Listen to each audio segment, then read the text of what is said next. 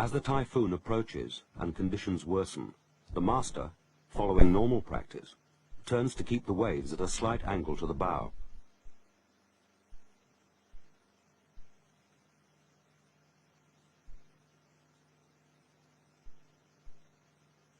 The vessel begins to take heavy waves of increasing frequency and intensity over the bows. The foredeck stores hatch cover is carried away, so that the bosun's store space fills with every wave over the bow, probably filling in less than an hour. As the main force of the typhoon approaches, the seas worsen even more, with substantial green seas crashing onto the foredeck. Damage occurs to deck fittings. The ventilator tops are carried away, leaving the ventilators open to the sea. The four-peaked ballast tank takes on water with every wave, and in some 12 hours is more or less filled. The vessel becomes more sluggish, and 25-meter waves sweep over the bow, putting pressure on the first 3 to 4 hatches. A large wave crashes over the starboard side of the bow, destroying the hatch covers on number 1 hold, allowing thousands of tons of water into the hold. All forward freeboard and reserve buoyancy is lost. Number 2 hold hatch covers collapse under the weight of water. The next hatch cover is driven inwards by wave pressures as number 1 tanks implode.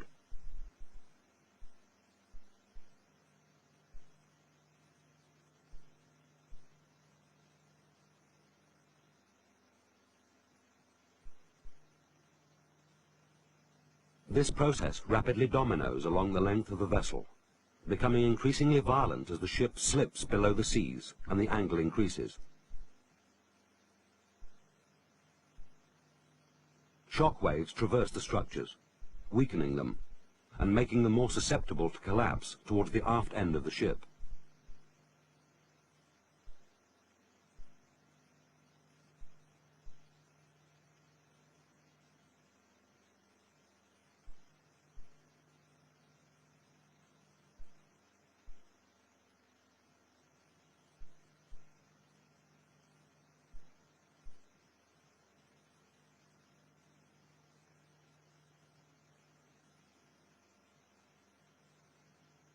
Implosions at the forward end of the slop tanks rupture the engine room structures.